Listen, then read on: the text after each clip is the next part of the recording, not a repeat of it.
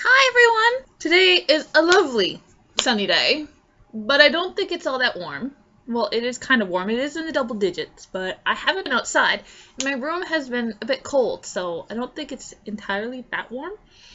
Or else the garage is still trying to get out all the cold air that's been circulating in there.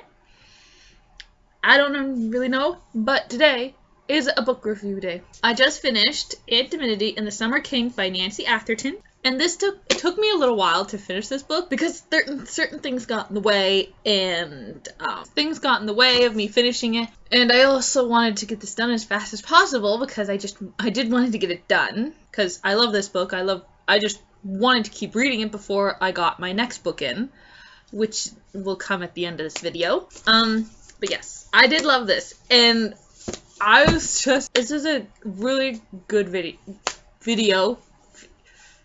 This is a good book.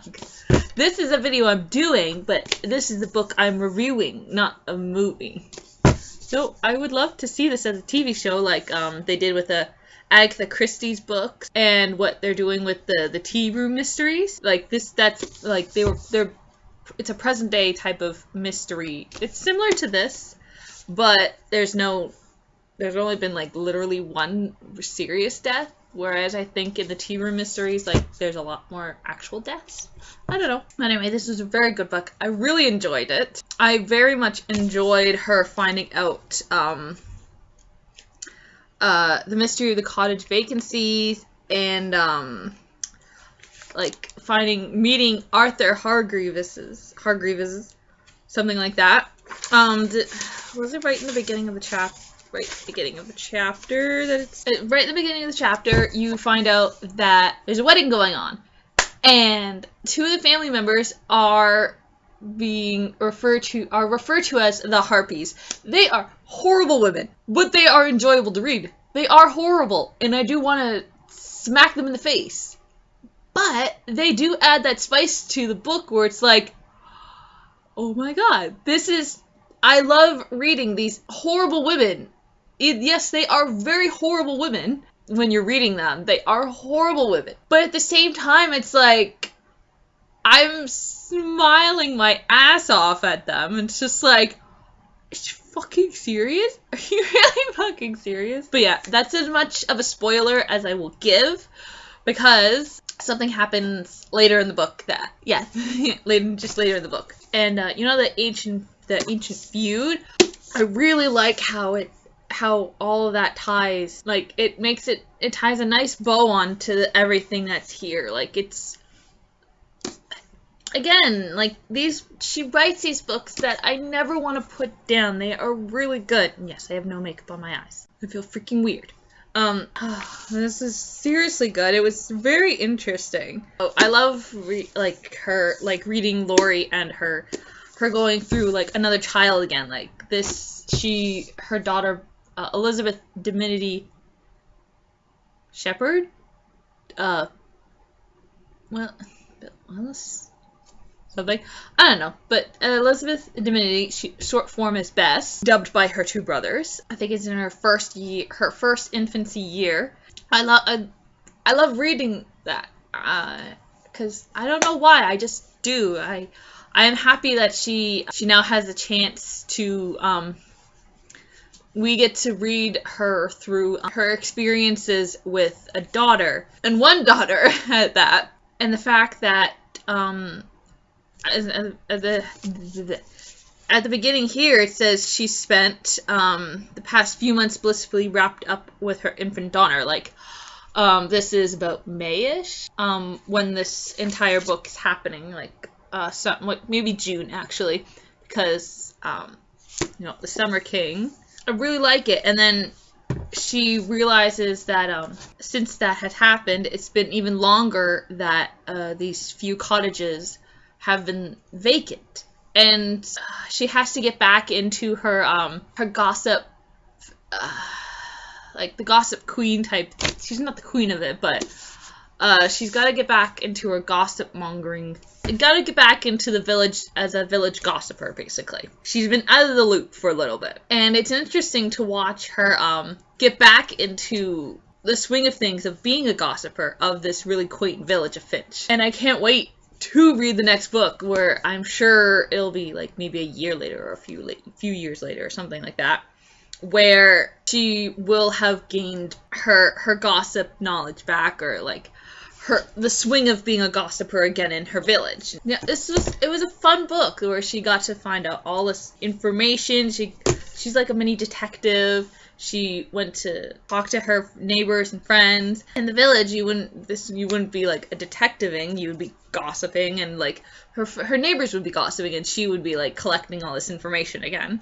And meeting Arthur, and then she's finding out stuff about him, and it's just, I don't know.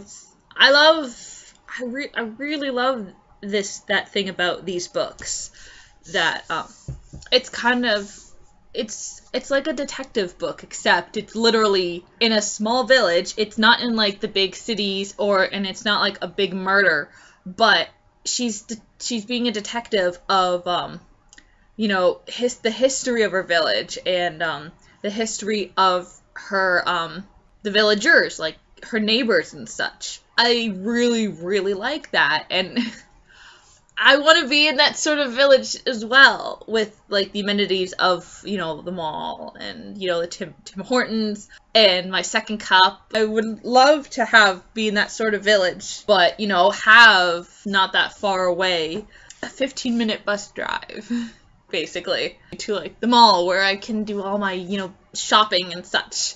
But well, if you read this, you'll find out why I understand why that could never really happen, or not really never happen, but it's probably something that is rare to find and probably difficult to do and stuff like that. I love this book. I really did love this book very much, and definitely recommend you reading it, because you get to find, like, as I said, you get to find out about the history of this village. I will even say, Aunt Dimity doesn't even know about some of the stuff that's going on. She knows bits and pieces of certain stuff, but she doesn't even know about a lot of the stuff that's happened that you find out in this book. And it's very shocking.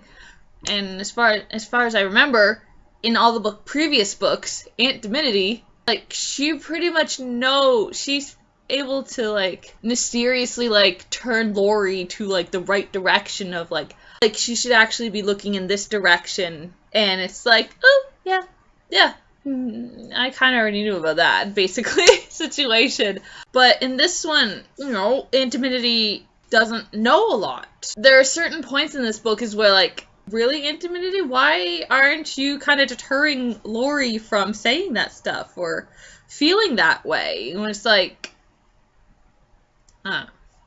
but definitely read this book if you haven't read it. And if you have read it, if it's been a while, just, read it again, because it's very good. The Aunt Dimity I love it. I'm probably not pronouncing this right. Dimity? I like Aunt Dimity. I like pronouncing it that way. I don't know, it sounds good. Read this book, and all that stuff. This is my next book, and I've already started reading it. This is A Blood Promise, a Vampire Academy novel.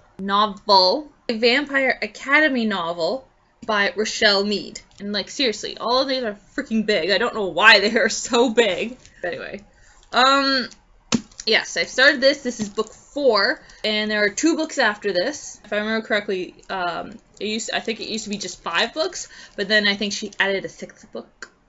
Anyway, she has a new series come out, which is about alchemists, and this is the first the book you find out about the alchemist. And yeah, I'm gonna get started on reading stuff, because I've got other stuff I need to do today, and I am done review, and yeah. Dimity's heart has gone dark. Now Rose must journey to the end of the earth to find and kill her one true love. Or has the time come to join him? My heart shattered, my world shattered. You will lose what you value most. It wasn't my life. It wasn't even Dimity's life. What you value most, it was his soul. What? Why would she join him? Why would she become Strigoi? Or What? Bound by love, but sworn to kill. The world thought Dimity was dead, and to a certain extent he was. But I hadn't been able to forget a conversation he and I had once. We'd both agreed that we'd rather be dead, truly dead, than walk the world as a Stogori. It was time to honor our words. Guardian Rose Hathaway's life will never be the same. The recent attack on St. Vladimir's Academy devastated the entire Morori world. Many are dead, and for the few victims carried off by Stogori, their fates are even worse. A rare tattoo now adorns Rose's neck, a mark that says she's killed far too many Stogori to count. But only one victim matters, Dmitry Belikov. Rose must now choose one of two very different paths, honoring her life's vow to protect Lisa, her best friend and the last surviving Dragomir princess, or dropping out of the academy to strike out on her own and hunt down the man she loves. She'll have to go to the ends of the earth to find Dimity and keep the promise he begged her to make. The question is, when the time comes, will he want to be saved? But we already know, like, in the previous 3 books, we know that as a Strigoi, you're a completely different person than when you were, like, a Damphir, a human, or a Morori. Like, he may say, I don't want to be saved, but at the same time, like, when he was a Damphir, was basically telling Rose, like, just kill me, please, kill me. Now, with everything at stake, worlds away from St. Vladimir's and her unguarded, vulnerable, and newly rebellious best friend, can Rose find the strength to destroy Dimity, or will she sacrifice herself for a chance at eternal love? Whoa. Whoa. That's something I did not expect to read. Like, seriously, she would turn Stogori to be with him? Like, seriously. Wow. And I've only read this much here, which is a lot, saying a lot, like, this last week. So this is the end of my video. If you liked my weird review and like this book, please leave a like. Hit the like button down below. Leave comments down below if you like this book, and all those neutral positive comments that are lovely to read. And if this is the first time you're watching my videos, please hit the subscribe button to watch more book reviews, more hauls, more unboxing, unbagging, vlogmas videos, and hopefully it will turn into more normal vlogs. I gotta go now. Bye, guys!